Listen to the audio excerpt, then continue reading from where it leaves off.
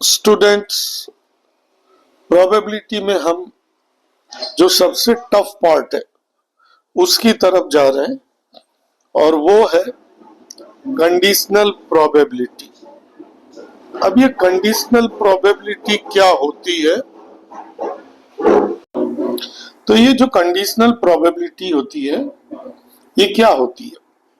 इसमें ये होता है कि एक इवेंट हो चुकी है, इस कंडीशन पे दूसरे इवेंट की प्रोबेबिलिटी।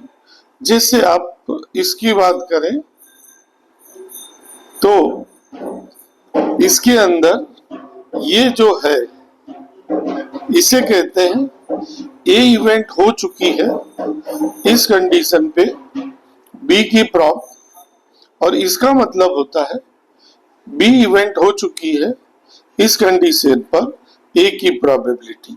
अब इसके जितने भी सम है वो हम देखेंगे। तो उसमें पहला एग्जाम्पल है example 27।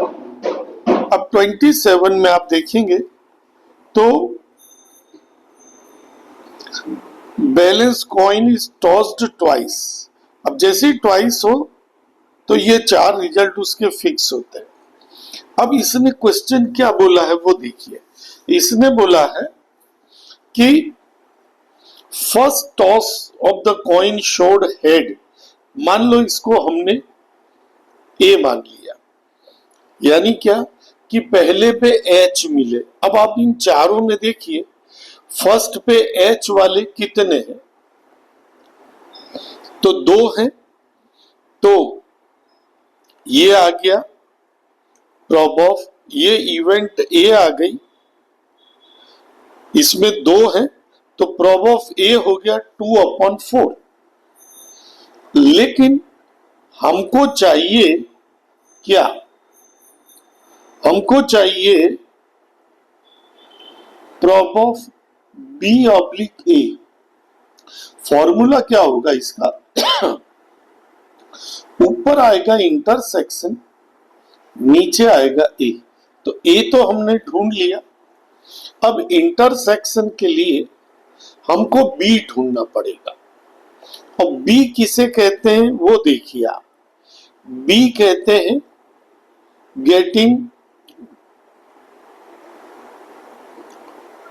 Head in both tosses, दोनों में एच हो। अब इन चारों में ढूंढिए दोनों में एच वाला एच एच वाले कौन है?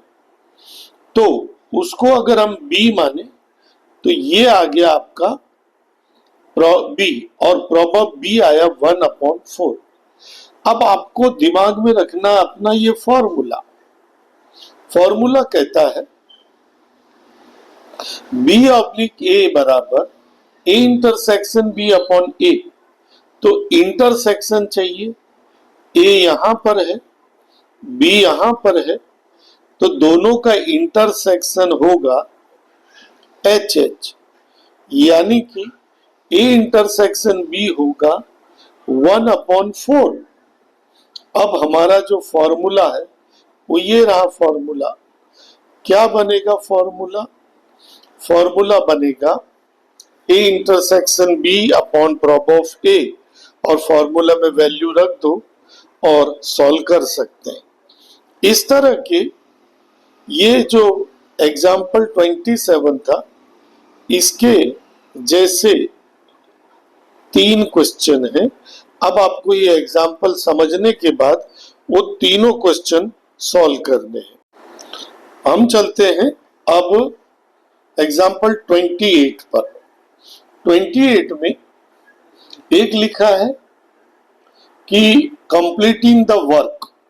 अब कंप्लीटिंग द वर्क, इसको अगर हम ए मान लें तो ये दिया है prob of A. Not declare strike, अगर उसे हम बी मान ले तो ये प्रॉब ऑफ बी दिया है।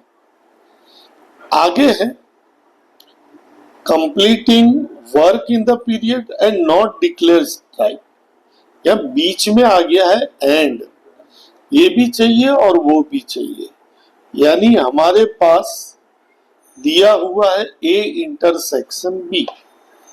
अब पहला क्वेश्चन पढ़िए, बोलता है कि work will be completed under the condition that worker will not workers have not declared strike. अब आप गौर करिए, वर्कर स्ट्राइक नहीं करेंगे ये कंडीशन है, साफ साफ लिख रहा है कि बी की कंडीशन है, तो ये कंडीशन तो ऐसे होती है, और वर्क विल कंप्लीट, तो यानी कि ये कह रहा है ए ऑब्लिक बी चाहिए।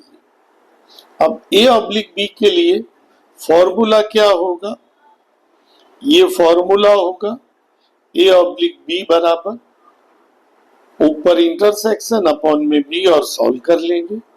वापस चलते हैं दूसरा क्वेश्चन। अब यह पहले से फाइंड आ गया। फाइंड क्या कहता है, फाइंड कहता है कि ये आपको ढूंढना है, स्ट्राइक न करे। अब स्ट्राइक न करे वो ढूंढना है, तो स्ट्राइक यानी कि बी ढूंढना है अंडर द कंडीशन। कंडीशन क्या है, कंडीशन है ए की, यानी कि सेकंड क्वेश्चन कह रहा है बी ऑब्लिक ए ढूंढना। देखो ये जो एग्जांपल 28 है, इसके अंदर जैसे ही आपने निशान नक्की किए फिर आपका क्वेश्चन, ये आंसर इजी हो जाता है। यहाँ पे आपको बी ऑब्लिक ए का फॉर्मूला लगा के सॉल्व करना है।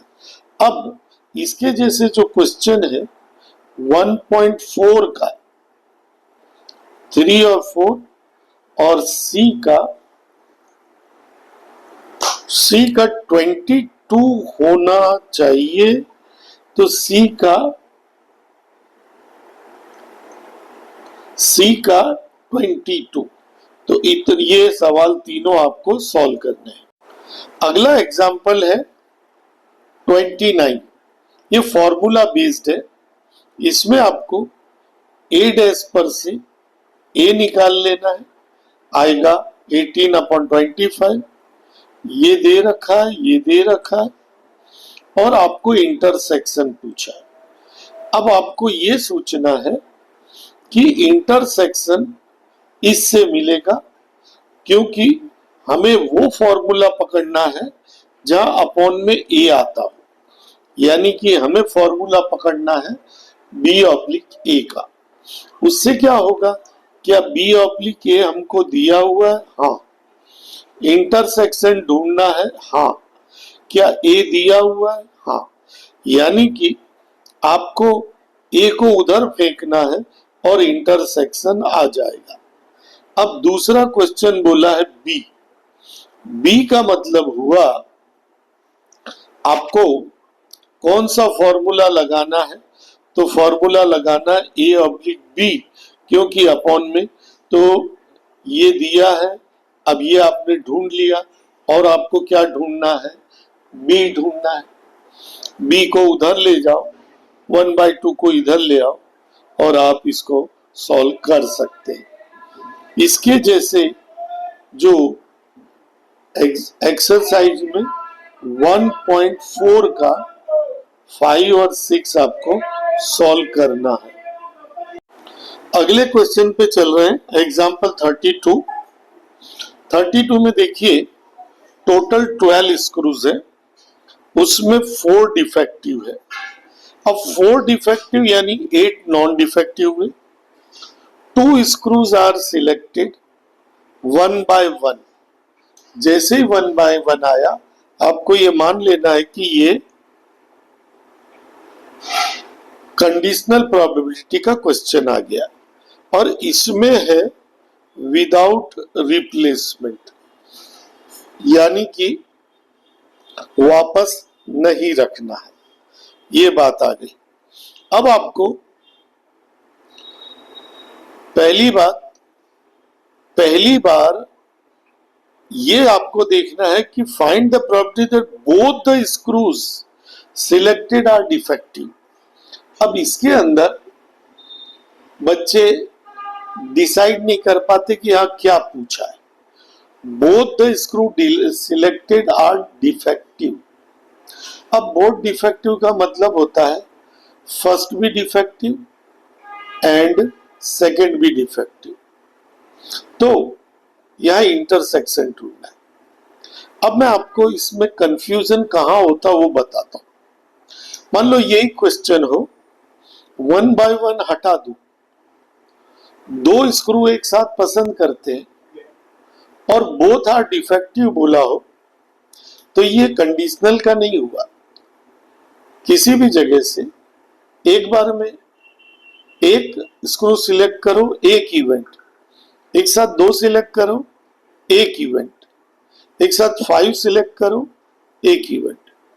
लेकिन जब आप 1 बाय 1 बोलते हो तो पहली बार एक स्क्रू एक इवेंट, दूसरी बार एक स्क्रू दूसरी इवेंट, और बोलता है बोथ अकर। अब बोथ अकर का मतलब होता है इंटरसेक्शन। तो यहां हमको इंटरसेक्शन निकालना है। अच्छा, जब आप पहली बार लेने गए तो डिफेक्टिव स्क्रू कितने थे? 4। टोटल कितने थे? 12। तो प्रॉब ऑफ ए आ गया। अच्छा, आप जब दूसरी बार डिफेक्ट स्क्रू लेने जाओगे तो उसमें डिफेक्टिव स्क्रू कितने हैं? तो अब डिफेक्टिव होंगे 3 और टोटल कितने होंगे? 11। तो दूसरे डिफेक्टिव को कहेंगे 3 बाय 11। तुम बोलोगे ये तो इजी है, लेकिन ये जो 3 बाय 11 है इसको बी नहीं बोलेंगे, इसको बोलेंगे बी ऑब्लिक ए। तो बस ये आपको याद रखना है, क्यों इसे बी ऑब्लिक ए बोलेंगे? क्योंकि पहली इवेंट हो चुकी है, इस कंडीशन पे दूसरे की प्रॉब बोली जा रही है, इसलिए इसे कहेंगे बी ऑब्लिक ए। तो हमारे पास ए आ गया, बी ऑब्लिक ए आ गया। पूछा क्या था? Both are defective. Both are defective का मतलब होता है इंटरसेक्शन, और इंटरसेक्शन का ये फॉर्मूला है। ये फॉर्मूला लगा दो और सॉल्व हो जाएगा। इस तरह से यहाँ पे क्वेश्चन में सबसे विचित्र बात जो है कि बच्चों को यही नहीं पता चलता है कि इसमें इंटरसेक्शन क्यों ढूंढा है। दूसरा, उन्हें यह नहीं पता चलता कि पहली इवेंट तो ए है, लेकिन दूसरी को बी ना बोल के बी ऑब्लिक ए बोला गया है। और इसके जैसा जो क्वेश्चन है वो है 1.4 का 10। तो आपको 1.4 का 10 इसके साथ सॉल्व करना है। अगले एग्जाम्पल की तरफ चलते हैं। एग्जाम्पल 31। यहां पे 2 फैक्ट्री है और परसेंटेज दे रखे। याद रखना, एक नियम है, प्रोबेबिलिटी के चैप्टर में परसेंटेज दिया हूं तो जैसे 60% है तो 60/100 वो उसकी प्रोबेबिलिटी हो गई। तो ये A1 की प्रोबेबिलिटी हुई 60/100 और A2 की हुई 40/100। अब जो डिफेक्टिव है दोनों में वो है 2% एंड 3%। तो पहली फैक्ट्री का डिफेक्टिव हो 2/100 और दूसरी फैक्ट्री का डिफेक्टिव हो 3/100। पर यहां पे इसको आप डी, ये जो पहली फैक्ट्री का डिफेक्टिव है इसके लिए है कि इसको डी बोलेंगे, लेकिन क्या बोलेंगे? डी ऑब्लिक A1 की A1 का माल मिला है और डिफेक्टिव मिले तो वो होगा 2/100। अब आप समझ गए कि दूसरे वाले का क्या होगा?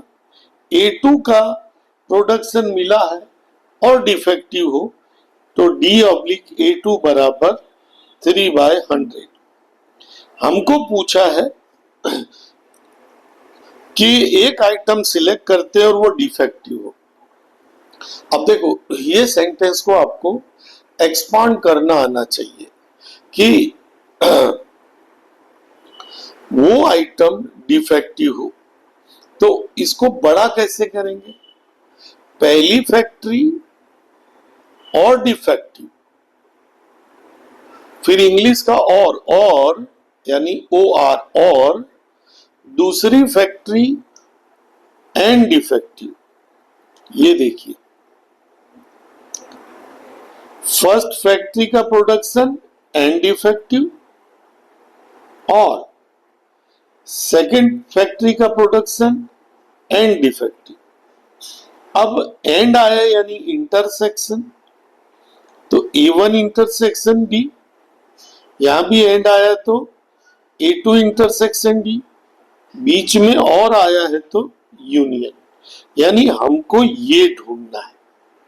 अब इंटरसेक्शन के दो फॉर्मूला होंगे, ऑब्लिक वाला, बिना ऑब्लिक वाला। यहां कौन सा आएगा? ऑब्लिक वाला, और नेचुरली हमने ऊपर ऑब्लिक लगाया था तो फॉर्मूला ये बनेगा, A1 into D oblique A1 plus A2 into D oblique A2, और फिर उसको सॉल्व करें। अब मेरी आपको एडवाइस है कि ये क्वेश्चन जो है आपको ऊपर से शुरू नहीं करना है, आधा पेज खाली छोड़ के यहां से शुरू करना है, यहां से कि फर्स्ट फैक्ट्री का प्रोडक्शन एंड डिफेक्टिव अथवा सेकेंड फैक्ट्री का प्रोडक्शन एंड डिफेक्टिव, फिर ये लिखे, ये लिखे, ये लिखे। जब आप इतना लिखोगे फिर आपको ऊपर जाना है, ऊपर जाके आपको चार चीजें ढूंढनी है, A1, A2, D oblique A1, D oblique A2, और फिर उनको आपको सॉल्व कर देना। इसके जो सवाल है 1.4 का 8 है और D का 1 है, सॉल्व करिए। तो यहाँ पे पहली इवेंट की इफेक्ट दूसरी इवेंट पे होती है, वो क्वेश्चन हमने पूरे कर लिए। और आप ये एग्जाम्पल को अच्छे से समझकर एक्सरसाइज के क्वेश्चन गिनेंगे तो आपको सब ख्याल आ जाएगा।